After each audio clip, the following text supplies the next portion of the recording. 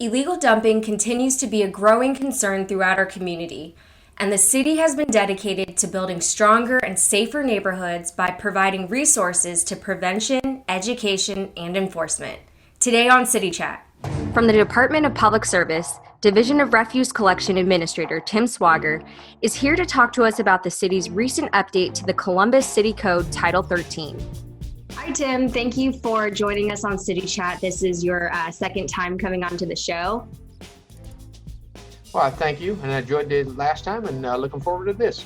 Yeah, and so today we still are going to be talking about illegal dumping. And could you talk a little bit about Title 13 of the City Code and why was it important to update it? Sure. So Title 13 is the Refuse Collection City Code. That's the portion of the City Code that dictates refuse collection division, and it hadn't been updated in over 20 years. And we've seen a lot of things about illegal dumping that have occurred in our neighborhoods that we're trying to update that to give us some tools in our toolbox that we could utilize to combat that.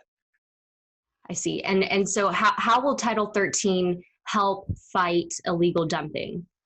So the main thing it does is it creates civil violations. So our solid waste investigators now, in the past in our code, we had items that were prohibited, that you were prohibited from doing, but we didn't have anything that we could enforce on it. So you weren't allowed to do it, but if we caught you doing it, we didn't have any mechanism to do anything with it. So all we had at that point was the Ohio Revised Code. So there were certain illegal dumping things we could fine you for and go after criminal charges, but there was no avenue for us as a city to go after some of the minor violations that lead to the larger ones, and then also the larger ones that occurred in our alleyways and other areas. So this creates civil violations that the solid waste investigators now will be able to issue to combat it. That's the main tool that was added in Title 13. Okay, I see. And do you know why it took so long to update this title?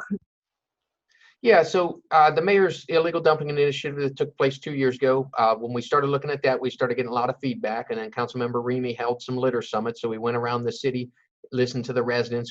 While Refuse knew that we had concerns and issues, we didn't want to just go out there and make the assumption as to what needed to be fixed. So we met with residents throughout the city, got a lot of feedback on what was affecting their neighborhoods, Right. and then we reworked the entire code, because it was a complete rewrite. Normally on code, you normally tweak things, but this was a complete rewrite from the beginning to the end. So it took us 2 years to get to that point to completely get everything encompassed into the new code. Wow. Yeah, you don't really think about all the work that goes behind something like that. So that's interesting and good to know. Are you guys getting actual convictions? Yes. So currently, like I said, we do the criminal convictions. This year, we did get a little slowed down when COVID, removed some of our solid waste investigators from the work, but we're fully back in now. And as of Friday, we had 32 cases this year going either convictions or in court or hearings scheduled for this year. Last year, we had 14 total. This year, we've already up to 32. 32. And so what types of illegal dumping violations are now subject to civil enforcement? So in the past, the issues that we would run into where illegal dumping was prohibited, but not that we couldn't convict or get a charge on, is if someone came down the alley from somewhere else and filled up all the 300-gallon containers. Well, they were technically putting those into containers, so it was not illegal dumping under the Ohio Revised Code. So now under this Title 13 code, it's going to be the improper use of a container or the illegal use of a container. So if you're doing construction work and you go down and someone fills up a trailer full and goes down through our alley, putting all that into all the containers, and then the issue is the residents no longer have a place to put their trash once Right. they've been filled up by other people. So those types of things are where we can do civil violation orders on those and give us some enforcement that we didn't have prior to this. I see. Yeah, that makes a lot of sense.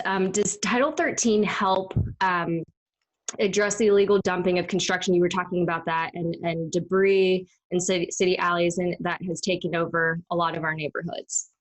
Yes, it directly impacts that. We changed a lot in the code there to address those construction debris. Construction debris is already required to be taken to a separate, it's called a C&D, construction and debris landfill. So you're not supposed to put it into our waste stream anyways. It's not supposed to go to the landfill down, with residential waste.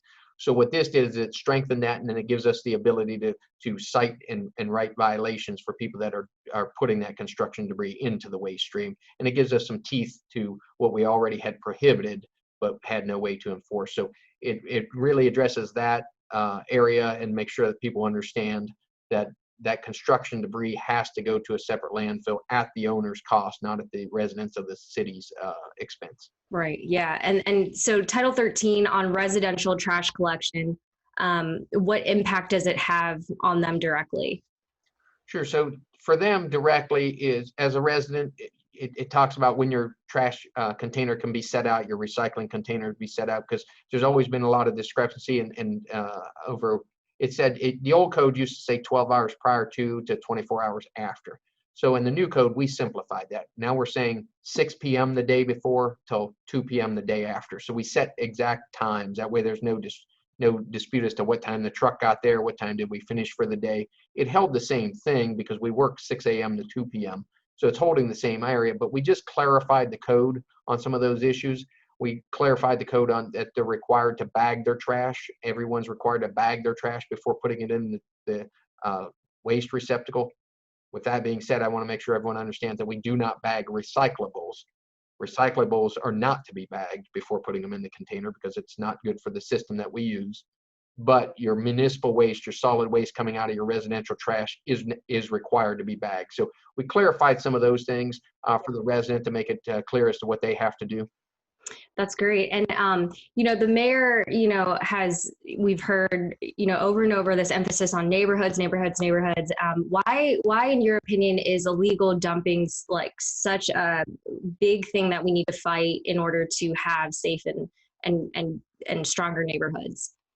Sure. So illegal dumping, it's the gateway. If a neighborhood has trash on the ground, litter on the ground, debris on the ground, people feel as though that neighborhood doesn't take care of itself, or that we're not taking care of it. So then it leads to more crime, more abuse in those areas.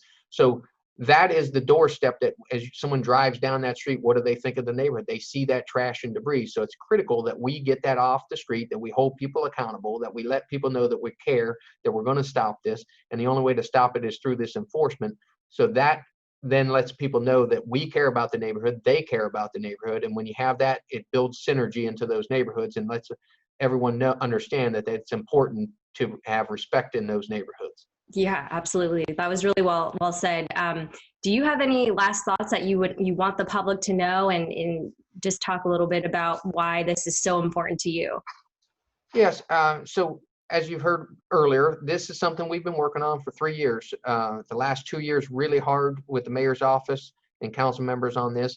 It is something we've heard loudly about. We see it. We see the trash, we see the debris being set out there. We want to be part of that solution. You have to be part of the solution with us as residents. If you see illegal dumping, report it.